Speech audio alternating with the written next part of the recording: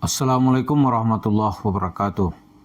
Para pemirsa, di dalam Islam, niat atau apa yang dipikirkan itu menjadi faktor utama di dalam menentukan sebuah hasil. Begitu juga niat itu dianggap ketika melakukan sebuah perbuatan, maka itu akan dijadikan pertimbangan utama bagi seseorang hakim di dalam mengambil keputusan. Walaupun antara perbuatan dan niat itu bisa saja tidak berkorelasi secara langsung. Misalnya dia tidak berniat melakukan tindakan kesalahan gitu. Tapi situasi kadang-kadang dia terjebak, tidak punya pilihan dan terpaksa melakukan sebuah tindakan kesalahan. Katakanlah tindakan pidana atau perdata gitu. Tapi kalau tindakan itu dilakukan berulang-ulang dengan modus yang sama, maka tidak ada jalan lain, memang niatnya akan melakukan tindakan tersebut. Di dalam Islam, kita lihat, itu ada firman Allah yang berbunyi, ya, innallaha la yughayyiru ma biqaumin hatta yughayyiru ma bi anfusihim. Ya, Tuhan tidak akan merubah nasib suatu kaum, begitu nasib diartikan, atau apa yang kondisi suatu kaum itu tidak akan berubah sebelum dia merubah apa yang ada di dalam dirinya. Di dalam dirinya itu ya bisa niat, bisa tekadnya gitu. Ayat ini ditopang lagi oleh hadis. Dalam hadis itu disebut di dalam diri seseorang itu ada namanya segumpal darah, begitu kan, mudghah. Ala inna fil jasadi mudghah, kata Rasulullah. Iza saluhat saluhal jasadu kulluh. Kalau segumpal darah itu baik, maka baiklah semua jasadnya. Ala wahyal kalbu. Panjang ayat itu, hadis itu, kita ambil intinya saja gitu. Jadi sangat ditentukan dari niat dan tindakannya, niat dan motivasinya. Nah, kemudian kalau kita bawa cerita ini gitu, kenapa persoalan Yusuf Mansur itu tidak berubah-berubah? Temanya pastilah soal adanya kasus penipuan yang berbau duit dari satu masjid ke masjid yang lain, atau dari satu kasus ke kasus lain gitu. Dalam 25 tahun kalau kita simpulkan gitu, Yusuf Mansur itu hanya bercerita bagaimana dia ingin mendapatkan uang sebanyak-banyaknya. Ya kan? Karena itu pasti ada masalah. Uang itu nanti dalam pikiran dia, itu dia gunakan untuk investasi.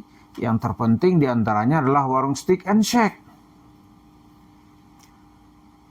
Ya, itu dia tidak puas itu dengan punya 100, dia nggak puas. Punya 200 juga belum puas. Dia pengen punya tahun 2025 ini ya mungkin 300-an gitu. Maka dia carilah tanah-tanah strategis di sepanjang Pulau Jawa ini. Lalu duitnya dari mana? Nah, ini yang menjadi persoalan gitu. Dia dengan gampang saja gitu, itu menyulap duit, misalnya duit investasi. Dia lu kan ceritanya investasi batu bara, gampang aja dia pindahin gitu. Dia jadikan investasi batu bara itu yang nggak ada sama sekali. Lalu dia pindahkan membeli tanah-tanah tempat yang strategis. Dari situ dia suruh orang lain untuk mengelola warung steak and shake, atau dia ambil franchise-nya. Nah, karena motivasinya itu ingin mendapatkan duitnya, maka segala cara atau segala cerita yang bisa meyakinkan orang untuk mendapatkan duit pasti akan dia ceritakan. Ya kan? Pasti akan dia ceritakan. Maka muncul dari buku-bukunya itu cerita-cerita bohong gitu. Cerita-cerita palsu yang nggak bisa diverifikasi. Bahkan yang lebih hebat lagi, katanya dia bisa berbicara dengan Tuhan. Bisa berbicara dengan Tuhan. Itu kalau kita kaji kepada hukum ya, hukum kajian tauhid, dia telah mengambil wilayah jalan syirik gitu. Kenapa? Karena dia menyamakan posisinya dengan Tuhan. Tuhan berbicara kepada dirinya atau dia bisa berbicara dengan Tuhan. Padahal Tuhan atau Allah Subhanahu wa taala itu menyebut dirinya laisa kamitslihi syai'un. Dia tidak sama dengan sesuatu apapun. Jadi kenapa kita lihat Yusuf Mansur itu ceritanya duit terus menerus? Karena memang di nalarnya itu, ya di kepalanya dan di hatinya itu duit. Walaupun untuk mendapatkan duit itu, ya kalau terpaksa berdusta, dia akan berdusta. Terpaksa melakukan tindakan penipuan, dia akan melakukan tindakan penipuan. Lalu dengan kasus Yusuf Mansur yang panjang itu, kenapa tidak ada yang menggugatnya? Karena menceritakan cerita palsu gitu, menipu gitu. Kenapa gitu? Ya harusnya di dalam situasi seperti ini ada semacam ya dewan fatwa, katakanlah semacam dewan ulama, atau lebih tepat di tempat kita ini majelis ulama gitu. Itu mesti menyurati pihak pengadilan bahwa apa yang disampaikan itu bukan persoalan khilafiyah, tetapi tidak ada dasarnya di dalam pemahaman Islam gitu. Nah ini kan tidak pernah kita dapatkan. Kalau itu didapatkan, oh gampang nih diseret nih. Karena dia untuk mendapatkan duit menampilkan cerita tipu kan gitu kan. Menampilkan cerita-cerita yang nggak benar. Atau ceritanya cerita halu. Halu-halu. Itu yang dilakukan oleh Yusuf Mansur sehingga dia mendapatkan ya, uang yang sangat banyak seperti yang dia niatkan gitu. Nah sekarang kita pikir itu sudah berhenti. Rupanya tidak gitu. Dia menampilkan kembali cerita-cerita lama atau komentar-komentar baru supaya dia dianggap masih eksis. Maka apa aja sumber-sumber yang muncul dari tokoh-tokoh publik, Yusuf Mansur akan ikut cawe-cawe. Yang terakhir misalnya nih, cerita nikahnya Luna Maya. Saya yakin nggak ada hubungan Yusuf Mansur nih orang ini. Nggak ada hubungannya, tapi dia ngannya cuap-cuap gitu. Supaya apa? Supaya pendapatnya dikutip. Ya kayak mengiklankan diri lah. Sebenarnya kalau mengiklankan diri secara formal kan bayar gitu. Yusuf Mansur maunya jangan bayar, ya kan? Free gitu. Kan biasa dia melakukan hal seperti itu. Ya karena ya kita lihat kenapa dia harus tampil terus gitu. Padahal dalam beberapa tahun belakangan ini dia sudah dianggap tidak ada oleh umat Islam atau oleh tokoh yang berkepentingan. Dia dianggap sudah nggak ada. Ya. Tapi Yusuf Mansur merasa dirinya masih ada gitu. Karena itu dapat kita lihat ya dia mencoba tuh masuk partai ya kan, partai itu nggak diterima orang. Dia ingin bergabung di majelis syekh misalnya, kan nggak dianggap orang, nggak dianggap dia, karena itu ada tokoh yang populis atau katakanlah artis yang pastilah penggemarnya banyak gitu, seperti Luna Maya. Dia komentar walaupun komentarnya itu nggak jelas.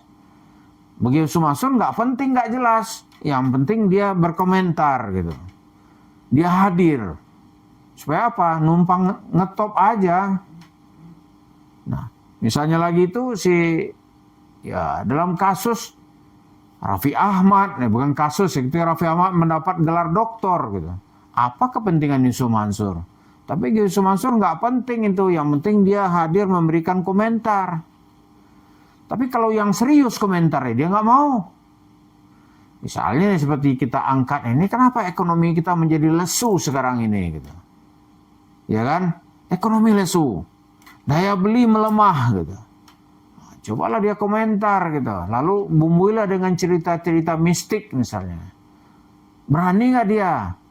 Dia nggak populer di situ, pasti dia akan ditertawakan orang gitu. Oh dia nggak berani. Tapi masuk wilayah-wilayah yang tadi itu, oh dia senang sekali. Jadi Yusuf Mansur di pikiran dan di hatinya itu sekarang itu bagaimana kembali mendapatkan uang yang sangat banyak dan mudah. Itu dengan cerita ya bisa tampil, kalau bisa tampil lagi dah di hadapan majlis taklim gitu kan. Karena itu siapa yang bisa dia dekati akan dia dekati. Dan yang paling gampang tuh didekatinya itu pengurus masjid. Tapi ya sekarang ini kan perlawanan muncul di mana-mana. Baik dari sisi apa kan lah, kita seperti bikin di YouTuber kan banyak sekali sekarang tuh yang melakukan perlawanan kepada Yusuf Mansur. Tapi masyarakat juga sekarang ini sudah makin sadar gitu. Tidak ada cerita lah.